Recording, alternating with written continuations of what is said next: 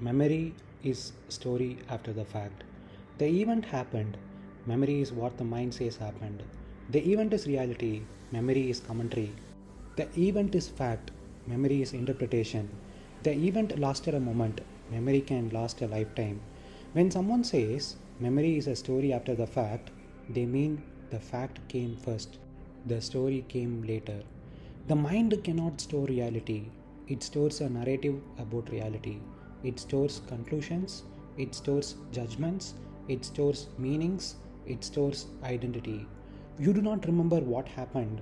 You remember what your mind decided happened. That decision becomes a story. That story becomes a self. And that self becomes a prison. The fact is gone.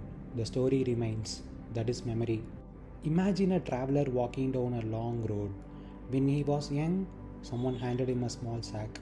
Inside was a single memory, a childhood embarrassment. It wasn't heavy, so he carried it. A few miles later, someone handed him another. His first love, then another. His first heartbreak, then another. A victory, a failure, an insult, a betrayal, a triumph, a regret. One by one, the sacks accumulated. Years passed. The traveler became bent over. His shoulders ached. His knees trembled. His breath grew shallow. Yet he never questioned the burden. Because he had come to believe, this is my life. One day, he met an old man sitting beneath a tree. The old man asked, "Why are you carrying all those sacks?" The traveler looked confused. "What do you mean?" "These are my memories." The old man smiled. "No, those are stories."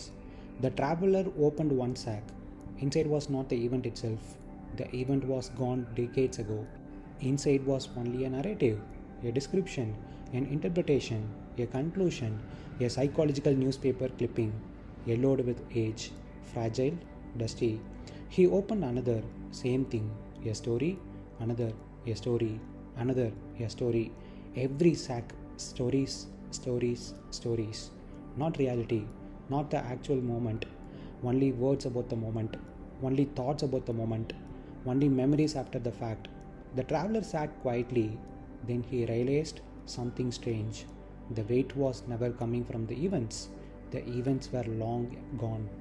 The weight came from carrying their stories again and again and again, every day, every hour, every minute. He had spent 20 years dragging 5,000 pounds of psychological luggage through a world that required none of it. The road had never asked for it. The trees had never asked for it.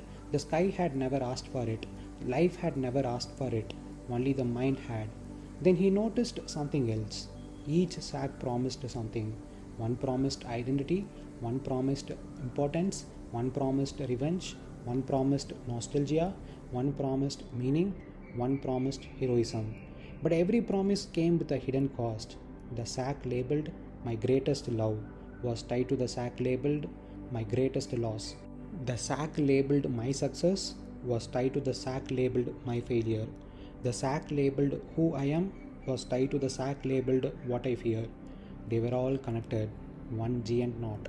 The traveler spent years trying to untangle it, analyzing, reflecting, journaling, revisiting, replaying, understanding, but the knot only grew larger. Then one morning, standing alone on the road, he saw something so obvious he almost laughed. The sacks were not chained to his body, they were resting on his shoulders. And what rests on the shoulders can be set down. No ceremony, no enlightenment, no spiritual fireworks, just a simple recognition. I don't have to carry this. The moment was almost disappointing. After all those years, he expected a grand solution. Instead, it felt like placing yesterday's newspaper into a trash bin. Quiet, ordinary, final. He put down one sack, then another, then another. The road did not change. The sun did not change. The world did not change. But for the first time in decades, he felt the wind on his back. And as he walked away, he understood. The purpose of life was never to become a collector of memories, never to become the curator of a museum called My Story, never to spend his days guarding old newspapers. The purpose, if there was one at all, was simply to walk, unburdened, empty handed, available to this moment, not carrying 5,000 pounds of yesterday into a place where only today exists. This is exact Gordian knot problem. People gathered around the knot for years. Scholars analyzed it, experts studied it, generations admired its complexity. Then came Alexander the Great. He looked at the knot, he did not try to untangle it, he cut it, finished. The mind wants to untangle every memory. Why did she leave? Why did he betray me? What could I have done differently?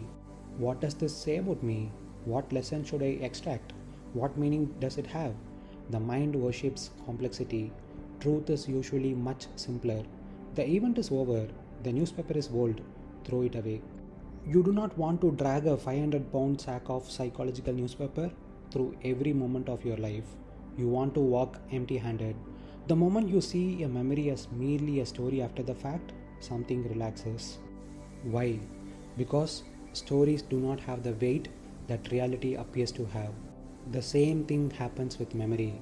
As long as memory feels like reality, it owns you. The moment you see it as a story, distance appears, a gap appears, breathing room appears. You no longer feel obligated to defend it, analyze it, fix it, carry it, preserve it, worship it. You see it for what it is, a narrative the mind constructed after the fact. And then something even deeper happens. You realize that most of your suffering was not coming from life. It was coming from carrying old newspapers and insisting they were still breaking news. So listen, the event happened, the story was written, then the story was mistaken for reality. For years, perhaps decades, a man drags around old newspapers believing they are precious cargo. He calls them memories, he calls them identity, he calls them his life. Then one day, he discovers something simple.